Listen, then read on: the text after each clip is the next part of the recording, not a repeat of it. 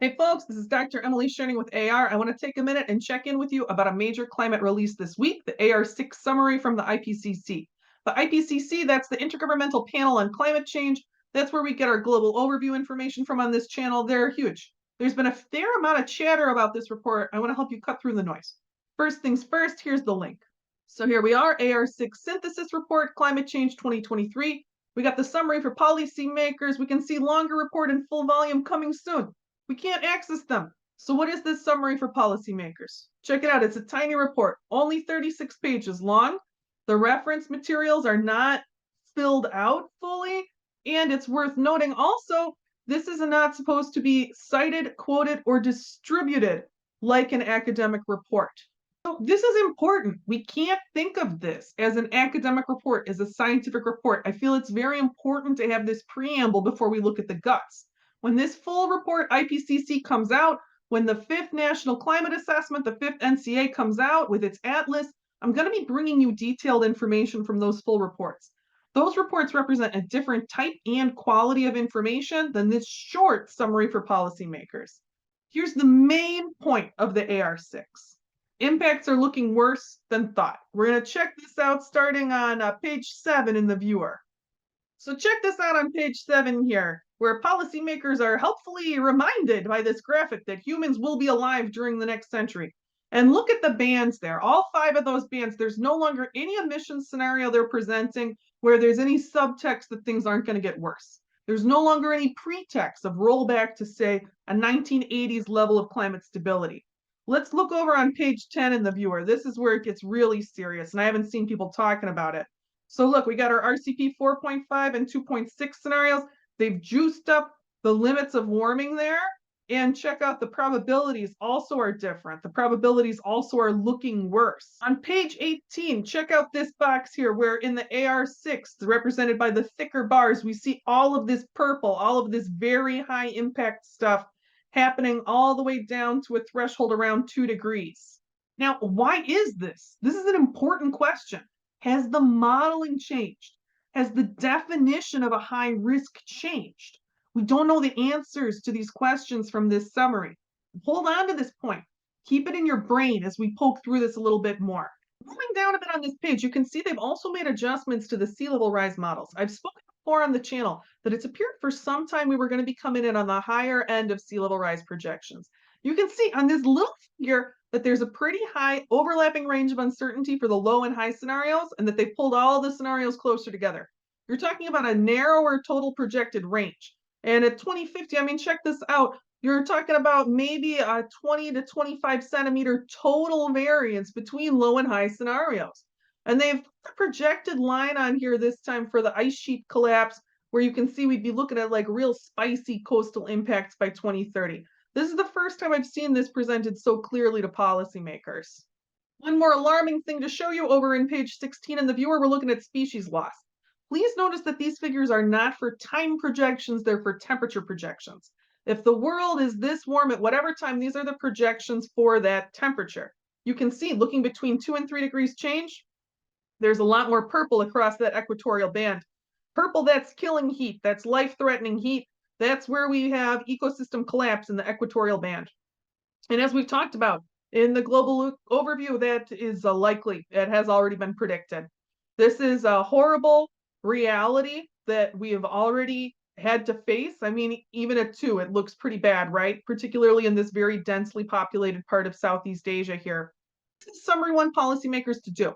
It wants to cause policymakers to act on climate change. It wants to push to bring emissions down immediately. It wants to establish 2 degrees C as a critical barrier threshold in policymakers' minds.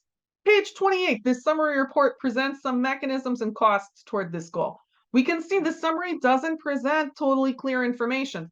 This shifts, say, towards healthy and sustainable diets here. This is in gray. What does a gray bar mean? Because that's a pretty big impact, right? It says they don't know what it's going to cost. There's a lot of variability or there's a lack of data. It's also worth noting that we have some enormous arrow bars here. If we look at the key, they're just incredibly gigantic. Look at this thing for food. Half of it is a potential error bar. Part of this report with kind of a critical eye. Back on page 16, We've got food production impacts for maize yield and fisheries change. Please notice the high degree of cross-hatching over these figures, right? You might recall previous times when we've seen cross-hatching on figures across reports, it's meant statistical significance.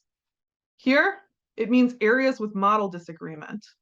My read of this report is that a lot of the keys in these figures, in many subtle ways, are designed for high visual impact to cause high emotional impact. So let's take a minute and take that information in. What's this presentation meant to do? What's this summary meant to do? It's meant to push action in the intended audience of policymakers. It's good. We want them to act. What concerns and interests me as someone interested in the science are points that aren't included in this summary. Why are the models shifted? Why are the risk categories shifted? Like, we got to know, right? And we need the full report to be able to understand that. It would be logically plausible that what's really changed here in terms of the raw modeling is a bump in sea level rise estimates. And that, as the writing team here looked at current risk estimates, they decided to revise the risk weight for the kind of people who need that visual reminder on page 7 that people will be alive next century.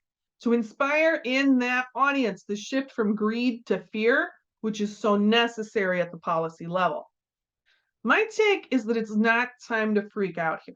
This is some scary stuff, don't get me wrong, but other than the sea level rise bump, which is a wild thing to put there in one figure, other than that strikingly different model projection, the rest of this is not really anything new to people who have been looking at the science. If I think about what this summary is meant to do, it's meant to remove the gray area between 2 and 3 degrees, to encourage policymakers to think of anything above 2 as non-negotiable, as not a safe place to screw around in case we hit tipping points. I mean, we've talked before. We've been modeling on the channel for right above 2, not as our most desired future, but as our most likely future. So this report, it's kind of a dramatic action move. Don't go into the murky territory above 2. That's the point of this report. Don't visualize that future for the policymakers. We don't want them to think it's safe to go there. And that's good.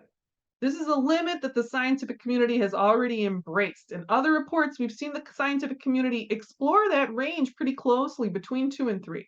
And again, that's where RCP 4.5, where we do a lot of the modeling here on the channel, would put us. That associated with that range, we know we've talked about that there are concerns with the range of uncertainty in the modeling, the area between 2 and 3, it has some murky stuff going on, some dangers we don't want to encounter. So we do want people making decisions to be scared of that range between 2 and 3. And if this summary was the first time a person let this data hit them, the cliff between 2 and 3 here, as it's presented visually, would scare the heck out of them. The cliff in this summary is very dramatically presented. So in short, I think the summary is doing what it means to do. When we get the full report, I'm going to look into the modeling and risk information. What's going on there? If those modeling increases are justified, if there's evidence the limits and threshold need to be adjusted, we got a real problem and we need to know about it.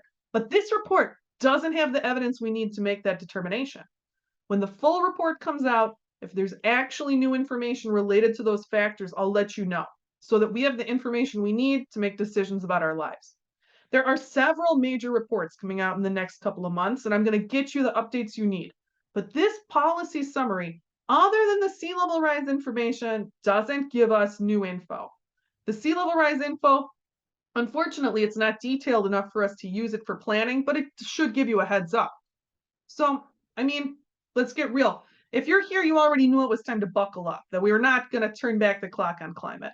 This report confirms we're not meeting global emissions goals to limit warming below 1.5 C. All of us knew that here. We've moved beyond that already. This report is moving with us. Is it scary to see this info again and presented in such a deliberately emotionally impactful way? Of course it's scary. But until I can look into the guts on this thing, I'm not sure how much these changes are for the purposes of emotional messaging and how much these changes actually impact our on-the-ground modeling. So let's try to chill out. Easier said than done, but we're going to try, and stay tuned. We're getting into the report season. I'm going to get you what you need. Let's stay on it.